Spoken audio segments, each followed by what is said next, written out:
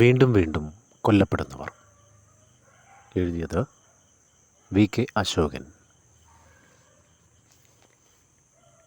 ഗുണ്ടൂരിലാണ് ഞാൻ ജനിച്ചത്. തഴച്ചു വളരാൻ പോഷകങ്ങളും ദേഹരക്ഷയ്ക്കായി മരുന്നും തന്ന് ലാളിച്ചാണ് വളർത്തിയത്. മൂത്ത് പാകമായപ്പോൾ നട്ടു വളർത്തിയവർ തന്നെ നിർദാക്ഷിണ്യം ഞെട്ടിയോടെ പറിച്ചെടുത്തു. എന്നെപ്പോലെ ഹതഭാഗ്യരായ അനേകം കൂട്ടുകാരുണ്ടായിരുന്നു. കനത്ത വെയിലിൽ ഉണക്കാനിട്ടപ്പോഴും ചവിട്ടിമെതിച്ചപ്പോഴും വിപ്ലവത്തിൻ്റെ പ്രതീകമായ ചുവപ്പ് നിറം ഞങ്ങൾ നിലനിർത്തി.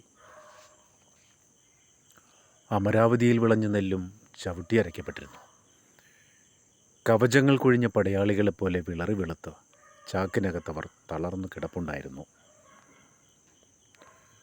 ഞങ്ങൾ ഒന്നിച്ചാണ് റെഡ് ഹിൽസ് കടന്ന് സേലം വഴി വാളയാർ താണ്ടി പാലക്കാട്ടെത്തിയത്. വലിയങ്ങാടിയിലെ റാവുത്തറുടെ കടയിൽ അധികം നാൾ നിൽക്കാൻ കഴിഞ്ഞില്ല.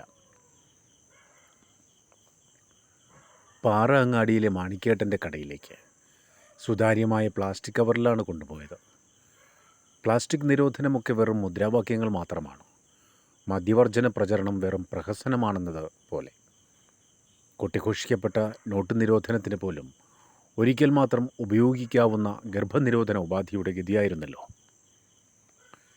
അടിയന്തരാവസ്ഥയുടെ നാളുകളിൽ ഒരു ചാക്ക് പഞ്ചസാര അധികം വെച്ചതിന് ജയിലിൽ കിടന്നയാളാണ് മാണിക്കൻ. സദാ ഉല്ലാസവാനായിരുന്ന അയാൾ പിന്നെ വാക്കുകൾ പോലും പൂഴ്ത്തിവെച്ചു. കോടികൾ പൂഴ്ത്തിവെക്കുന്നവർക്ക് മുന്നിൽ പോലും അയാൾ നിർവികാരനായിരുന്നു. അവിടെ നിന്നും ഞാൻ പോയത് സുമുഖിയായ മായച്ചേച്ചിയുടെ വീട്ടിലേക്കാണ്. അവരുടെ തലോടൽ കാംക്ഷിച്ച എന്നെയും സഹയാത്രികരെയും പൈപ്പ് വെള്ളത്തിൽ തുറന്നു പിടിച്ച് ശുദ്ധജലമെന്ന് വിശ്വസിക്കുന്ന അതിന് ക്ലോറിൻ്റെ മണമായിരുന്നു. എന്തൊക്കെ വിഷം തളിച്ച സാധനം എന്ന ചേച്ചിയുടെ ജൽപ്പനം വല്ലാതെ വിഷമിപ്പിച്ചു. വളരാൻ തന്ന മരുന്നുകൾ ഒക്കെ വിഷമായിരുന്നു. പിന്നെ തലോടുമെന്ന് കരുതിയ കൈകളാൽ ഞങ്ങളെ അവർ രണ്ടായി മുറിച്ചു. തിളച്ച എണ്ണയിലേക്കിട്ടു. ബംഗാളിൽ നിന്നും എത്തിയ കടുകുമണികൾ അവരുടെ ഭാഷയിൽ പൊട്ടിത്തെറിച്ചു. പഴനിയിൽ നിന്നും വന്ന കറിവേപ്പില കരയാനാവാതെ വാടിക്കരിഞ്ഞു. തൊലി ഉരിയുമ്പോൾ ചേച്ചിയെ കരയിപ്പിച്ച ഉള്ളി ചെറുകഷ്ണങ്ങളായി പൊള്ളലേറ്റു വാടി. പൊള്ളാച്ചിയിൽ നിന്നും വന്ന ചീര വെന്തുടഞ്ഞിരുന്നു. അതിലേക്കാണ് ഞങ്ങളെ നിർദാക്ഷിണ്യം തള്ളിയത്. ഇലക്കറികളിൽ പോഷകങ്ങൾ അധികമുണ്ടെന്നാണ് അതിൻ്റെ സത്ത് പരമാവധി കുടിച്ച് ഞാനൊരു അതിജീവനത്തിന് ശ്രമിച്ചു. മായച്ചേച്ചിയുടെ ഭർത്താവ് സുന്ദരനായിരുന്നു. സുന്ദരേട്ട ഊണ് കാലായി എന്ന് കേട്ടപ്പോഴാണ് പേരും സുന്ദരനാണ് എന്ന് മനസ്സിലായത്. കവടിപ്പാത്രത്തിൽ അമരാവതിയിലെ അരി വെന്തു മലർന്നു കിടക്കുന്നു. അതിന് മുകളിലേക്ക് ചീരയിലകൾക്കൊപ്പം ഞാനും വീണു. അപ്പോഴത്തെ ഞങ്ങളുടെ അവസ്ഥാന്തരങ്ങൾ കണ്ട് പരസ്പരം ചിരിച്ചു. ഒരൽപ്പം പൊള്ളലൊക്കെ ഏറ്റിട്ടുണ്ടെങ്കിലും ചുവപ്പ് നിറം ഞാൻ ഉയർത്തിപ്പിടിച്ചിരുന്നു. കൊല്ലാം, തോൽപ്പിക്കാനാവില്ല എന്ന മുദ്രാവാക്യം പലയിടത്തും വായിച്ചിട്ടുണ്ട്.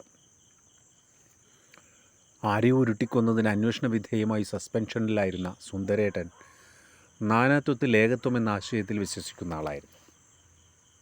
അതിനാൽ ഞങ്ങളെ ഏവരെയും കൈപ്പത്തിയാൽ നല്ലപോലെ കൂട്ടിക്കുഴച്ചു. പിന്നെ ഇത്തിരി വയറുമായി കിടന്ന എന്നെ വിരലുകൾക്കിടയിലിട്ട് ഞെരടി.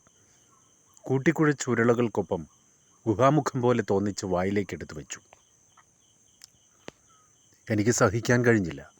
ഞാൻ ഉറക്കെ വിളിച്ചു പറഞ്ഞു, ഞങ്ങളെ അടിച്ചമർത്തുന്നത് പോലെ, ചവിട്ടി അരയ്ക്കപ്പെടുന്നത് പോലെ ഒരു നാൾ നിങ്ങളും ചവിട്ടി അരയ്ക്കപ്പെടും. അയാൾക്ക് ആ മുദ്രാവാക്യം എരിഞ്ഞിരിക്കണം. അയാളുടെ മുഖഭാവം കൊണ്ട് വെള്ളമെടുത്ത് കൊടുത്തത് മായച്ചേച്ചിയാണ്. അയാൾ വെപ്രാളത്തോടെ വെള്ളം വായിലേക്ക് കുത്തനെ ഒഴിച്ചു. ഒരു വെള്ളച്ചാട്ടത്തിൽപ്പെട്ടതുപോലെ ഞാൻ അന്നനാളം വഴി അയാളുടെ ആമാശയത്തിലെ ആഴങ്ങളിലേക്ക് വീണു.